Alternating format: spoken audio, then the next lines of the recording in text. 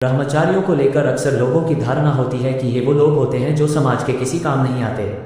लेकिन गुरु ब्रह्मचर्य और ब्रह्मचारी के महत्व व उपयोगिता को बताते हुए कहते हैं कि ये रॉकेट की तरह होते हैं जो समाज को आध्यात्मिक शिखर पर ले जाते हैं। गुरु ब्रह्मचर्य शब्द में दो शब्द हैं, ब्राह्मण और चर्य।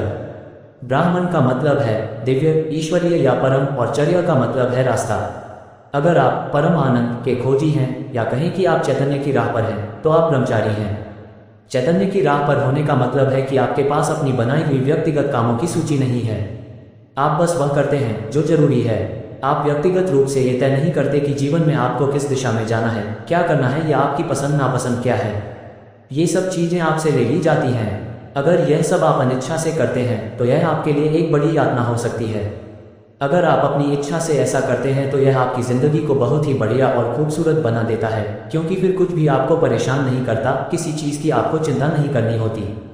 आप बस जरूरत के हिसाब से काम करते हैं, जीवन बहुत ही सरल हो जाता है। अपने आप को इस तरह समर्पित कर देने के बाद आपको आध्यात्मिक मार्ग के बारे में सोचने या अपनी आध्यात्मिकता की चिंता करने की जरूरत नहीं रह जाती। उसका ख्याल रखा जाता है, आपको इसके लिए कोई कोशिश नहीं करनी पड़ती। जो व्यक्ति वास्तव में दिव्यता को पाने की चाह में आगे बढ़ रहा है, उसके लिए दुनिया के छोटे मोटे सुख पूरी तरह निरर्थक होंगे। अपने भीतर अस्तित्व के सुखों का आनंद उठाने के बाद बाहरी सुख पूरी तरह अर्थहीन हो जाते हैं। कुछ लोगों को लगता है कि ब्रह्मचारी बहुत बड़ा त्याग कर रहे हैं और उन्हें जीवन से वंचित रखा जा रहा है, लेकिन ऐसा बिल्कुल भी नहीं है। अगर कोई सिर्फ अपने कपड़ों से ब्रह्मचारी है तो निश्चित रूप से उसका जीवन यातनापूर्ण है। लेकिन जो व्यक्ति वास्तव में दिव्यता को पाने की चाह में आगे बढ़ रहा है, उसके लिए दुनिया के छोटे मोटे सुख पूरी तरह निरर्थक होंगे। अपने भीतर अस्तित्व के सुखों का आनंद उठाने के बाद बाहरी सुख पूरी तरह अर्थहीन हो जाते हैं।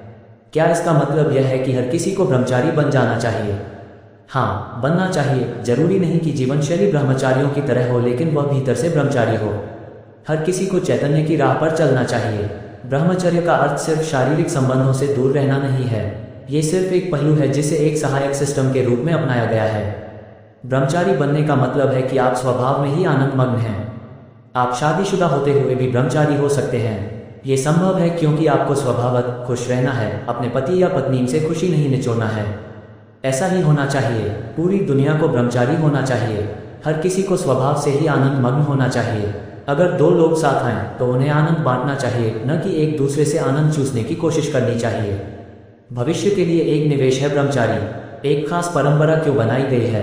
अगर कोई अपने जीवन के अंतिम काल में ही ज्ञान प्राप्त करना चाहता है तो इसके कई तरीके हैं। उस दिन मैं आपके साथ एक मुलाकात तय कर सकता हूँ। लेकिन अगर कोई ज्ञान की खोज करना चाहता है, न सिर्फ खोज करना बल्कि और लोगों के लिए भी ज्ञान प्राप्ति का एक उपयोगी जरिया बनना चाहता है, तो ब्रह्मचर्य महत्वपूर्ण हो जाता है।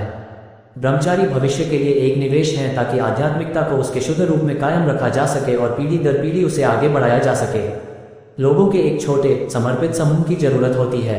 उन्हें एक खास रूप में दीक्षित किया जाता है जो उनकी ऊर्जा को एक बिल्कुल अलग दिशा में मोड़ देता है। हर किसी को ये कदम उठाने की जरूरत नहीं है। नहीं, हम हर किसी को इसमें दीक्षित करते हैं क्योंकि यह आवश्यक नहीं है। सबको उस तरह की साधना में नहीं डाला जा सकता जिसकी जरूरत होती है। आप शादीशुदा होते हुए भी ब्रह्मचारी हो सकते हैं। ये संभव है क्योंकि आपको स्वभाव से खुश रहना है, अपने पति या पत्नी से खुशी नहीं निचोड़ना है।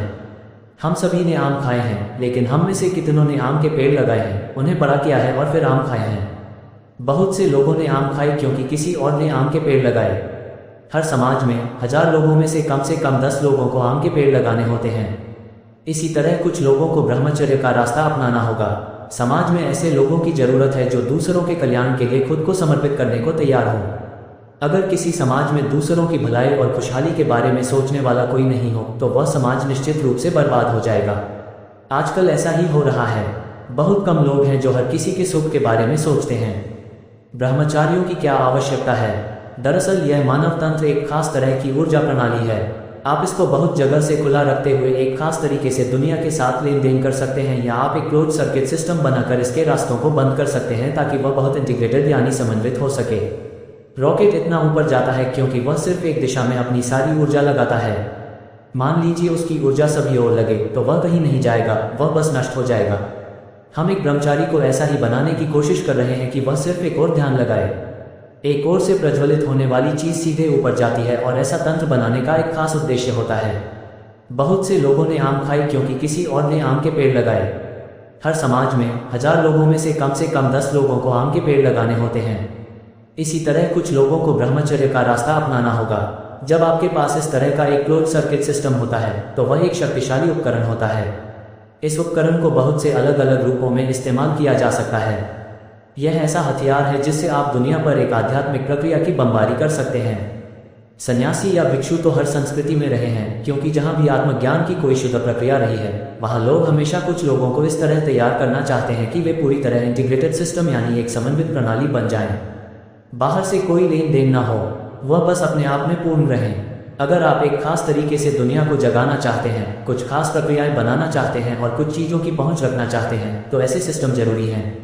अगर आप वायुमंडल के आगे उपग्रह भेजना चाहते हैं तो आपको रॉकेट की जरूरत होगी। अगर आप सिर्फ वायुमंडल में उड़ना चाहते हैं तो ये काम आप हवाई जहाज में कर सकते हैं। यही अंतर है, जब आप एक खास सीमा के आगे कुछ करना चाहते हैं तो ब्रह्मचारी आवश्यक हो जाते हैं। आशा करता हूँ आपको ये ज्ञान व अनुभव ब्रह्मचर्य वाला वीडियो आपको अच्छा लगा होगा। इसलिए निरंतर ज्ञान मार्ग पर चले और हमारे साथ जुड़े रहने के लिए चैनल को सब्सक्राइब अवश्य करें। धन्यवाद।